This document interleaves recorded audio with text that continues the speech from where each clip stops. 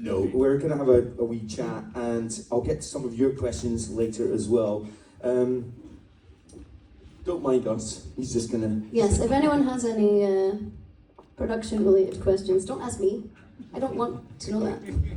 And if he starts doing that behind my head, someone tell me, okay? No, you're not going to tell me, are you?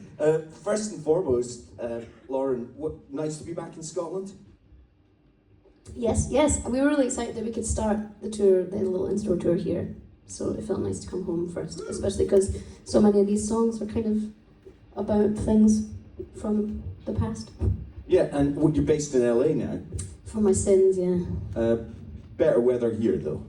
It makes more sense to me. I feel like I lose time in Los Angeles because there's no seasons, and I don't really talk to anybody. So I just stay inside, and I'm like, oh, another year has passed. So, tell us, at this point in your career, 4 albums into churches, why now? Why go solo now? Why do this record now? I don't know, it kind of felt like, and I'm conscious that there might be another member of churches here, so I don't want to say things that he'd be like, that's not true. I don't know, for me it kind of felt like we had finished one contract cycle and like we were in the process of figuring out what to do, and it just kind of felt like a natural ending of one chapter of things. And, you know, I'm really lucky that everyone's been so kind and generous to churches all this time, but I was quite young when we started that. I was 23. I'm only 25 now, but, you know, like that's quite a different headspace to be in, and I feel like you're quite a different person at 23 than you are on your Absolutely, yeah. So. I don't know if anyone's seen it. I sent the pictures to Lauren, but there's some pictures of churches having done some sessions for my programme at the BBC, 2012 and 2014. What's it like looking at those, just out of interest? I hate that brown jumper so much. It was just pulling focus in all the wrong areas, I fear. But I didn't know, stupid stuff like I didn't know enough about what being photographed was, so I thought that jumper was fucking cat's pajamas. And then I saw it and I was like, oh right, no, that's bad. I think they're great. They're little snapshots of history, yeah. Those. By the way, we haven't actually mentioned it. Vicious Creature, it's out in the world! We'll talk about the album. I'm keen to just ask you a few preambling questions before we get stuck into the album. Just what did you listen to when you were getting into pop music for the first time? Because you kind of reference some of your, you know, it's quite autobiographical, this album, in some places lyrically, but also I think you hear some of your kind of influences musically. But what was the first sort of stuff you got into? I think there was always like a lot of music playing in the house, and it was a very musical household, and you know, we would listen to a lot of the radio, and we weren't afraid of the top 40, and yeah, I remember like in the 90s there'd been a lot of like Whitney Houston and like Annie Lennox and things like that happening in the house, and yes, I have a memory of like a room in our house where all the CDs and the records were kept, and going in and like looking at the CDs and looking at the inlays. And there's a specific Steely Dan Greatest Hits that has like a surfer girl on the front. So for a long time I thought Steely Dan was like this cool surfer chick that had a band. Turns out it's not. It's not. Really? Blowing everybody's minds. Was being a musician always on? You know, some people sort of they fall in love with pop music and that's it. That's what I want to do. Was that what happened to you? I think I always like really enjoyed it, but it didn't seem realistic. Maybe. I would definitely like coordinate dance routines in my room alone, but I don't want to do that in front of people. I don't really want to do it in front of people now, to be honest. No, not you guys. You guys are fine. But yeah, I don't know. I think it was always something that I felt very drawn to, but I didn't, especially being a singer is such a cunty thing to do. So I don't think, I always kind of wanted to be in the band. I think that's why I learned drums, because I was like, I want to be in a band, but I don't think I would be good at guitar. I wouldn't be good at being frontman and frontwoman. But it kind of happened by accident. People just kept taking instruments away from me, and I was like, oh, that's it. And then there's the other side of you. You went to study journalism. Were you always a fan of kind of rock and pop, you know, pop culture criticism and press and stuff? I wonder, going into that kind of journalistic career, was that another thing that you were definitely looking at? I think I just watched Almost Famous, and I thought that I was like, that'd be great. And we were watching that recently. I was like, oh, some of that doesn't age well. But I don't know, for me it was always that I wanted to know more about records, I wanted to know more about how people made them, and I always was shit at reviewing, because I'd be like, well, maybe it's not for me, but like clearly a lot of time and effort went into that, and that's not... You were nice, were you? You never... I think they just stopped making me do it. I used to do reviews for The Skinny, and they'd be like, you always give like 5 stars or 3 stars. And was that because you were kind of too like scared to slag them off, or just felt sorry for them, or? I don't know, I always kind of felt like I would rather spend my time on talking about something I really do like. Like if I don't like something, I'll be like, well, I'm not the right person to review that record. Or when they try and make you review things that are really against your taste, because they want like hot takes.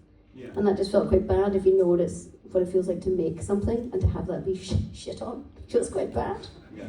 No, it's often like, why do people on the radio always say nice things about the records? Can you imagine someone saying, that was shit, wasn't it, after they played it?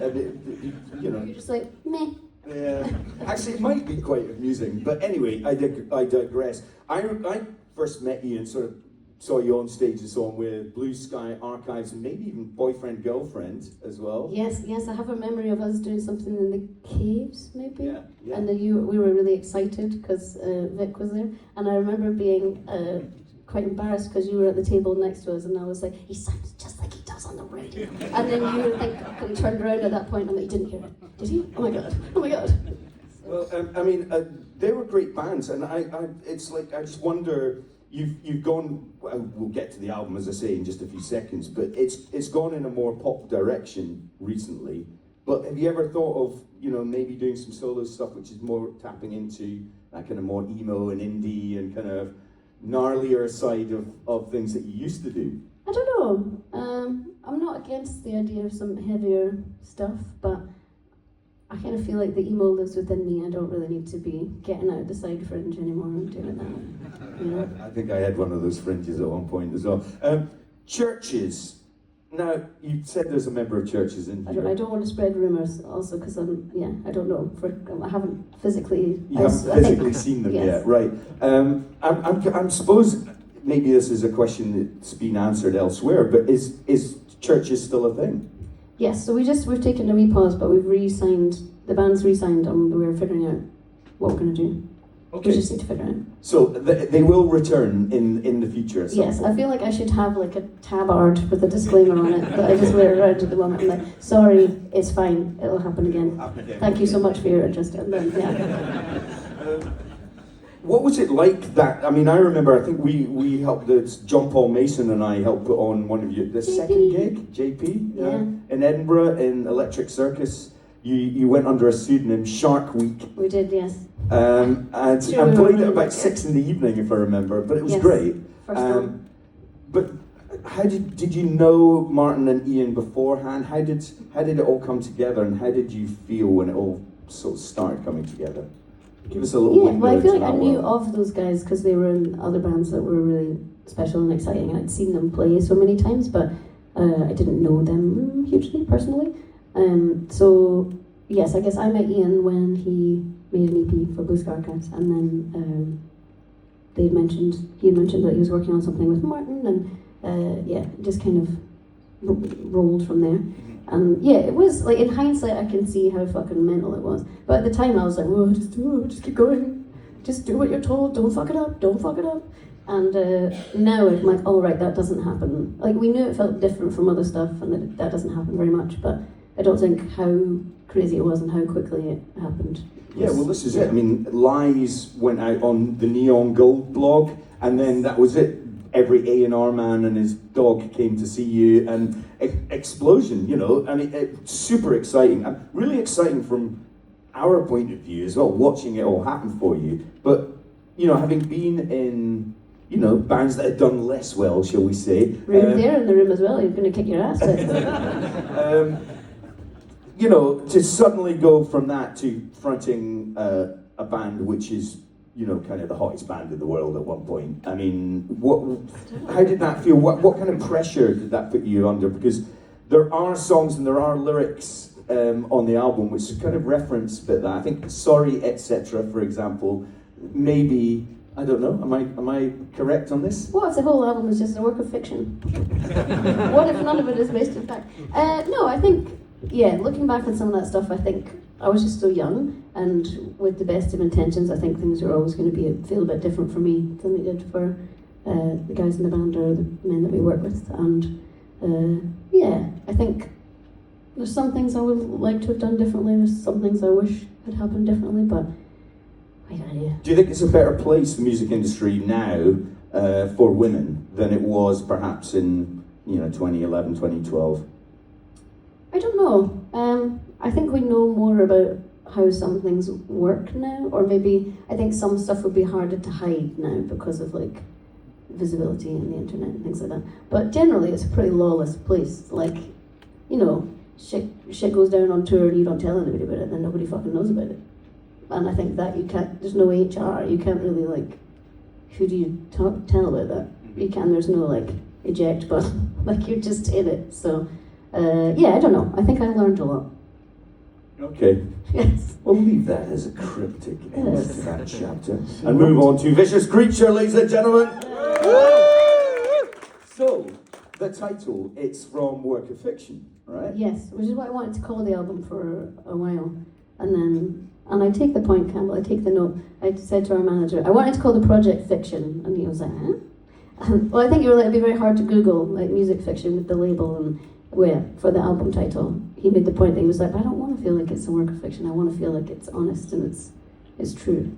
So then I huffed about it for a while. And then, found that alternative title, which is a bit more dramatic, I think. Yeah, and I love the artwork as well. Tell us a bit about how the aesthetics for the album came together.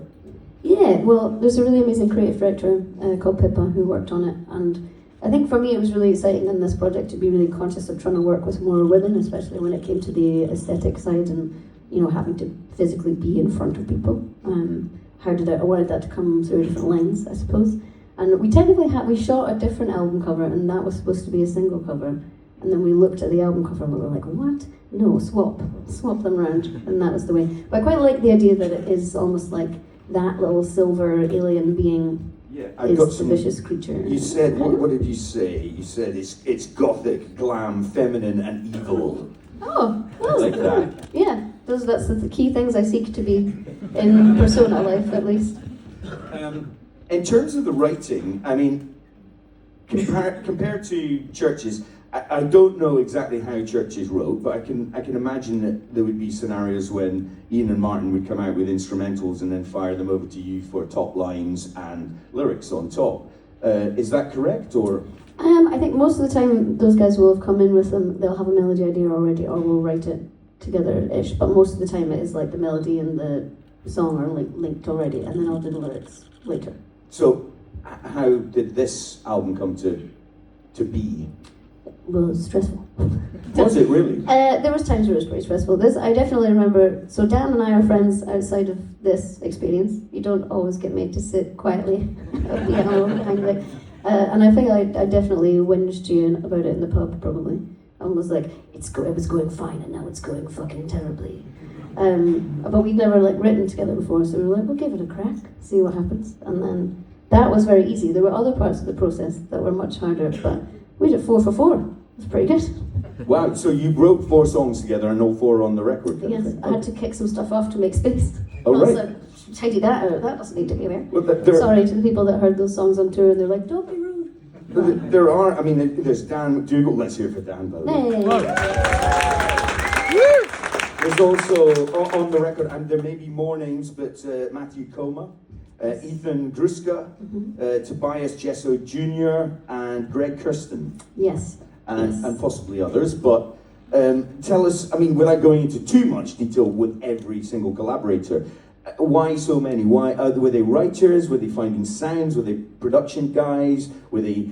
I've got this chorus for you, Lauren. How does it work with the collaborators? Most of the time, it will be something that we come up with in the room, so it wasn't like shopping for songs necessarily. But yes, initially I hadn't thought there would be that many collaborators on it, but sometimes life just has other plans.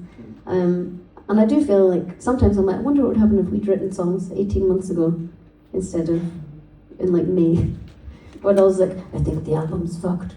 And then I'm like, oh great, the album's fine. But I think that, I feel bad for my partner, to be honest, because I am like, woo, when it comes to these things. If I can't get something, then I'm very dramatic. I'm like, it's over. I'll never write again. I must be a piece of shit now. And he's like, no, I think you just need to like ride through that and you'll be fine. Just write a new chorus and you'll be fine. Yeah, but I think he's accepted that that's part of the process. It's just me being a dramatic bastard. Well, I did say this to you in the dressing room earlier, but I genuinely think it sounds like a sort of classic debut album. Every song, in that way that often a debut album can be like, every song could be a single. They could all be singles on that record. And yet it does have a kind of ebb and flow. It's got different textures. Tell us a bit about some of the production and why it has different flavours on there. I think I kind of just went into it being like, I want to write what instinctually feels right, rather than choosing a specific genre or a specific style. And it was definitely challenging at points to figure out how to make it coherent, especially once I started having to write with more people. But it was quite fun by the time we got to writing, because I knew what was in the record already, and then we were like, in a way that's a weird puzzle to be like, what's missing and what. And I feel like it almost needed more emotion or something, I don't know. Like I just keep talking at you and you're like, I'm not gonna say anything. Not. But I don't know, like it felt like I did some shows last year and I kind of felt like I had all the kind of theatrical character stuff down, but maybe some of the heart was missing from it or something. And a couple of bangers. Well, it is it's brutally honest in places, fairly confessional, but then I, as a listener, don't know which is a story about your life or a character, which is the joy of being a writer, I suppose. How much of it is personal? You don't have to go into every word, but I mean, are certain songs very personal and others more fictional? I think the only one that's probably feels the most like, well, Punch Drunk's probably quite fictional, or it's like it's about a true thing and then you kind of put a fun storytelling lens on it. And Anywhere But Dancing, I guess, is not really about me necessarily. But yeah, I feel like I always have to write from some kind of emotion that I've felt. And I always think, this is what I thought about Taylor Swift stuff, right? Everybody's always banging on about what song's about. And I'm like, just let the bitch write, first of all. And it's not, like, to me, when I think about that kind of writing, for me, I don't look through this album and think what song's about. I think, like, what it's about and what feeling it's about. Because ultimately, it's all about me. Or how I felt in a situation, rather than trying to write Dear John letters. Even though she did do that one time. But other than that. Well, again, some of my notes. Crocodile Tears, Change Shapes, Punch Drunk, you just mentioned. Sort of themes of escape, defiance, survival. Am I going down the right path here? Yeah, I think so. I think just sometimes I feel quite claustrophobic inside. That sounds so dramatic. I was going to say I feel claustrophobic inside my own life. But sometimes I'm sure that people can relate to that to a degree when you're like, yeah, you feel a bit stuck or trapped in like a cycle or something. And I would never say anything to anybody about it. I'd just write a song about it. That's the way to do it. Yeah. I'll get to some of your questions or questions that have been submitted in a minute. But I thought what might be quite fun, although you might disagree, I'm dropping you in it here, is that I go through each song on the album and you just give us a quick, that's about this, we did it there, la la la. Okay. You know? Okay. Yes. So, you ready for it, ladies and gentlemen? You ready for it, Glasgow? Yeah. Yay, right. Something in the air. The opener. We wrote it. Any thoughts, Dan? It's wicked. Yes, we wrote it in London in, August? No. Yeah, it was the second bunch of writing we did. Yes, so we wrote it the week of the UK election, which is what the Red and White Blue megaphone is about. And I won't tell you who it was because I don't want to get sued, but we bumped into a British rock legend man of the 90s in the kitchen in the studio, and he was talking about 5G killing us all. And we were like, oh, all right. And then we went Here's a tinfoil hat I made for you. Yeah, I was like, fabulous, okay. And then, yeah, nice that an idea kind of came from, I would never have thought to write that if it hadn't happened in that right way. So thank you to that man and I think he had an excellent hat on. He had like a kind of fancy Gucci bucket hat on. Wow. So. I'm intrigued. I want to know who this person is now. But it is a banger as well, and it's been a single. And hints of, I mean, certainly to my ears, maybe in the chord change, maybe a little bit of All Saints influence on that one, I don't know. That was kind of what I was like, I want to do like a kind of sung spoken verse thing, so that was what we started with. And then I remember when you started singing the chorus, I was like, shit. Right. So yeah. Okay, number 2, Crocodile Tears, fairly recently came out as a single. Tell us a little bit about that one. That one I think is probably the most 80s synthy, I think. I was very careful about where to spend my 80s synth fuck, because I don't want to do it too much, don't want to ruin the legacy of the band. But yeah, I had the title for it for a long time, and I just needed to find a way to execute it, because I didn't want it to be like mean, I wanted it to be kind of theatrical and sassy. And shades of Kate Bush in that one, perhaps, and maybe a bit. I thought Howard Jones as well. Maybe not quite as nice as Kate Bush, but in the synth kind of sounds and kind of parts. Very cool. But Yes, 80s we were definitely. thinking about that and like that kind of Annie Lennox, her first solo stuff like that kind of thing. Cool. Number 3, Shame. I think is a total banger. It literally is a song that goes round and round in my head, all the different parts of it. It's so catchy, that one. Tell us a bit about that one. Yes, that was like one of the first ones that we wrote for the record, me and my friend Matt, who's on a bunch of the album. And yeah, I quite like the idea of that tagline of like, oh, what a shame, and then working it in that way. But yeah, there's a lot of breath required. I don't know why I've done this. That one on Sunday Best, I'm like, I need new lungs, I can't do this. So much breathing. It's that thing when you can edit something in the studio, but then when you actually have to sing it. You gotta go do it now, don't you? As we all just learned listening to Sunday Best. Oops. Moving on to number 4, Anywhere But Dancing, which you played for us. Yeah. Tell us That was our kind of Scottish Celtic, but specifically I wanted to do that kind of like a kind of frightened rabbit-y I was going to say that, yeah. It's guitar. Obviously could never hold a candle to that lyrically or otherwise, but yeah, it felt like, especially because the song is about here and where we're from, I kind of wanted it to feel more like that, if that makes sense. You nailed it on that one, absolutely. I'm glad you said that, because I was going to say, bit of a frightened rat. Oh, you said it for me. Right, Punch Drunk? Punch Drunk, yes. This was the first one that we wrote, and thoughts, Dan? It's wicked. I just didn't know what else, I was just going to keep trying. But yeah, you started with that cool bass line, and I don't know, when you started playing that, I was like, oh, there's nothing like this on the record, and I like how weird that song is, like, it's quite odd. It's excellent. It's reminded me a bit of Bowie, actually. It's just a punch drunk, but it's a bit like Clashing or... And then he's teaching us that what we've ripped off. We're like, oh, wow.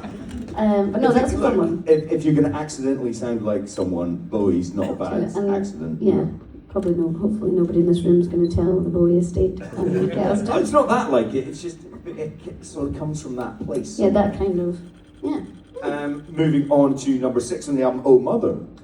Yes. Now that is an interesting song in that it sounds very confessional. Tell us a bit more about that one. I was going to say Thoughts, Dan, but it's wicked sad. Probably. Wicked sad, yeah. But yeah, we basically thought we were finished, and we had one little afternoon off. We're like, do we tidy up some of the other songs? What do we do? And then Dan started playing this lovely piano part, and I tried to write another song about homesickness, because I love to write songs about homesickness. And then you were like, maybe something more personal than that. What about things that are closer to home? And I was like, I don't know. And it happened pretty quickly, really. That we got the sketch of it in a couple of hours, I think. Yeah, it was really, really quick. A lot of tears. Yeah, that's quite bad. Like one day we were making like something in the air, and we were like doing shouts and screams in the studio, and then the next day we were having a wee sniffle next to the piano. But then we went to Nando's, I think, so that's fine. Absolutely. Like we finished the afternoon, and then we were like, all right. And we went and got some peri-peri. But it sounds like a classic song. It sounds like it could be almost like a sort of folk song or a song on a Beatles album or something. It sounds like something that people could sing around a campfire in a few years' time. To me, that song it's very, very like perfectly pure and simple in terms of the music of it. But the lyrics are about your mother, who I believe is here. Maybe You're trying to get me in trouble, but I'm not falling for that. but it goes Cannot through your confirm or life. deny. It goes through your life, doesn't it? I mean, in terms of your relationship with your mother as a child, loving her, and then sort of being a you know, angsty teenager and then loving her again kind of thing. Is that sort of their well, I arc? think that was your idea, was to go through in a kind of, it's almost like folky country almost, and like go through things in a kind of chronology, rather than just, I think I was like, oh, we should just write verses and not have them do that. And I've never really written a song like that has that kind of narrative. So thanks, Dan. He's wicked. Number 7, Sorry, Etc. We sort of mentioned that earlier. That's the noisiest one on the album. I love that one. Yeah, I think the going from Oh Mother to that is a bit confusing to some people, but I kind of think I'm like, we just gotta get back in the game after that one. No, that was a fun one. Again, kind of an accident. Like, we were trying to work on another song all day and it just wasn't working. And then initially I'd had an idea for a kind of like big Bjorky bass line, and we played it like that on the tours last year. And then I was talking to our front of house guy, not the guy that's here tonight, sorry Neil, but the person that's done front of house for churches and my own stuff for a long time, Paul Gallagher. And he's an amazing musician, producer, and a very good bass player. And we were talking about it after a show, and I was like, that bit just doesn't fucking work. Like, it needs to be like heavier. And then he started describing what he was like, yeah, I know what you mean. Like this song, and this song. And I was like, I think Gal should just play it. So he plays it on the record, which is, I think it's very nice. Full circle thing for me. Yeah, it's brilliant. It's a great groove as well. So almost drum and bass, really, the drums, and then the and bass. he's the guy who, he likes to blast it. Yeah, no, it's great. Moving on, Change Shapes, another total pop banger, I think. Tell us about that one. Yes, I wrote that one with a guy called Evan Blair and a lassie called Cleo Tig. And I think I knew that's probably the most pop one. And I quite liked the idea of, even when we were recording that chorus, I was like, I like the idea of like some kind of choreography girl band thing here. So, yes, even when I'm trying to write silly pop songs, I'm still, the verse is still sad. Or like she's telling us something, what could possibly she be saying? And some 90s influences, I think Something in the Air, that one, and Sunday Best definitely has a 90s vibe to it, which we'll come to in a second. Next up, number 9 on the album, Mantra. Now the lyrics of this one, please tell me, because I'm kind of, they're quite extreme in places, and I'd like to know what it's about, if you're allowed to tell us. Yeah, like I think,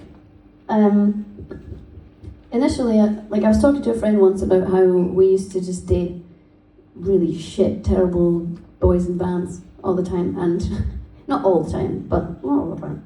And yeah, like we were talking about it once, being like, do you even think that like you actually found that attractive, or you wanted to like, it's the whole like, do you want to be with them or do you want to be them thing? And then I quite liked the idea of writing a song that's kind of from that like witchy hexing angle. And I don't know, if I look at a lot of the songs in the record and all that, I think I'm trying to write about a power or a personality that I wish I had. Like, here's the things I would say if I wasn't such a sort of afraid of you, or like such a chicken shit, maybe. So I was like, if I could. And I think the outro in that, I'm like, yeah, I bet like the line like, with a voice that never could quite command respect, feels quite important to me in that, because I'm like, I'm lucky to have achieved many things, but I don't necessarily know that some opinions that are important to me, I'm never going to get respect out of. Yeah. Right. No. Okay. So It's a really interesting lyric, that one, I think. A work of fiction, which gave the album its title. did yeah. Is next. Yes, I wrote that with Ethan Gruska, who is amazing and such a lovely, talented person. Did a lot of stuff with Phoebe Bridgers and things like that. And I was like, I really love the idea of a kind of Tori Amos-y piano part. And he was like, I've never really listened to her that much. And then just ripped out that amazing piano part. And yeah, I feel like that one feels like a kind of hazy nostalgia, writing about things that, I don't know, I feel like there's good and bad nostalgia, if you know what I mean. Yeah. Sunday Best, which you played. Give us a little bit of wordage on that. That was I wrote that one with Greg Kirsten, who we wrote some of the Third Church's album with. And it was really nice to go back and work with somebody that you know so well, but it's such a different scenario. And I was really conscious that I don't want the record to sound too American, even though there's a lot of Americans who wrote on it. And Greg is American, but we forgive him because he's worked with so many British artists. And when I started talking about the references, he totally got it. And he was like, here's your Fatboy Slim piano, there you go. So, yeah. So yeah, which you obviously played a stripped back version, but it's got that kind of 90s swagger and the kind of almost funky drummer kind of beat in it and stuff. Yeah, it's great. And the final song in the album, which is the first song you played for us tonight, Are You Awake? Yes, it feels like 5,000 years ago I wrote that song. But yeah, I guess that one, there was only two people that wrote on that, so myself and Tobias Jesse Jr., who was very good at playing the piano on the album. Not me, couldn't be me. But yeah, I think that one was just on a rainy afternoon in Los Angeles, and he's not from there and I'm not from there. And I think it was like December 2022. I think we were probably both a bit homesick, wanted to get back, and nobody had been home for 2 Christmases in a row because of COVID, and yeah, so we kind of just went into the sads. Well, thank you for that, because that's kind of in a nutshell. We could go into far more detail about all of these songs, obviously. Gigs in March in Glasgow Barrowlands, La Belle Angèle in Edinburgh, and it's going to be a different setup as well. You're going to have loud drums and synths and guitar and bass and everything, right? Yes, we only have Dan for this special week of in-stores. He's doing their kindness by doing this. And then, I go back to hiding behind noisier things in the spring. Well, look, it's an absolute pleasure to see you doing these stripped back shows, and I'm looking forward to tomorrow as well. But I'll just do some of these questions, just 2 or 3 that have come in, that people submitted, and perhaps if any of these are by one of you, just maybe yelp or go, hey, or something like that, just so we can go hello. Well, let's have a look. Who would you love to collaborate with? That's from Glasgow Girl. Who would I love to? In terms of contemporary things, I fucking love that Fontaine's album. Yes! I know, imagine. I'm like, if you put in a good word, there we go. I love them. I love Idols. I love Doechii. I mean, she's never going to do anything with me, but that record is insane, and her Tiny Desk is really, really good as well. But I don't know, I'll just keep... I want to hear that collaboration album. I don't know if it would work, but I can stand from afar. Okay. What were your main inspirations for writing the album? So you mentioned Annie Lennox, and I've sort of said a few things, but other inspirations in there? What was I listening to a lot? I think I was more focused on lyricists than sounds necessarily, so thinking a lot about like Jenny Lewis and Sinead O'Connor and it's like PJ Harvey, just kind of female-focused storytelling, I guess. That's from Charlie Miller. Charlie Miller? Cheers. Oh well, tell Charlie if you see him that we asked this question. Are you going to any of the Oasis gigs next summer? I'm not, no. Well, I don't have tickets, so if anybody wants to take me, I'll go, but no, I did not. I politically abstained. Okay, that is from a strange internet name which doesn't really make sense, but M. Coruscant? Nope, they're not here either. What's your favourite song on the album? Difficult one. Oh, what's my favourite song? I'm not just saying it because he's here, but I think Something in the Air is my favourite, just because it was such a random surprise. And it was fun playing that song first live because nobody had heard it, and then when people started to get excited at the chorus, I was like, I think we've done it. And I remember texting you being like, they're fucking into that one. Right, I'm going to do another one, and then I think there's another one from Glasgow Girl, and she's right there, so I think we should go back to her. Good taste. Do you have any advice? Oh no, that's Charlie Miller again, we can't answer this. Charlie, get out of here, Charlie. Okay, Ali Shields has a very pertinent question. I think we really need to get this one out there. Salt and sauce or salt and vinegar? Oh, I do salt and vinegar, but I don't know if that's controversial. Heathen. It's salt and sauce every time, says the boy Philly. And a couple of pickled onions as well, I think. Definitely, I'm with you on that. Okay, well, let's have one more from Glasgow Girl, and then I think we should hear some more music. What song do you wish you'd written, and why? Oh, I mean, loads of them. Both Sides Now by Joni Mitchell, because I think that's some of the finest lyrics that have ever happened in life. And it always makes me cry, and I love to cry. I hate to cry, but I love to cry. Well, look, Vicious Creature, I'm sure you all have your copies. I'm sure you've all listened to it loads of times already. But I think it's a fantastic debut album, and good luck with, well, the tours next year and whatever comes. Have you got any more sort of bits of news you could tell us? Any festivals or any support slots? Or No. No, there will be more. There's going to be things. We're working on things, but so far we just announced up till springtime, and then yeah, there'll be some fun musical and show-based news as time goes on. Okay. Well, thank you once again to Asai Records. Thank you to Òran Mór. I'm Vic Galloway, and she is Lauren Mayberry.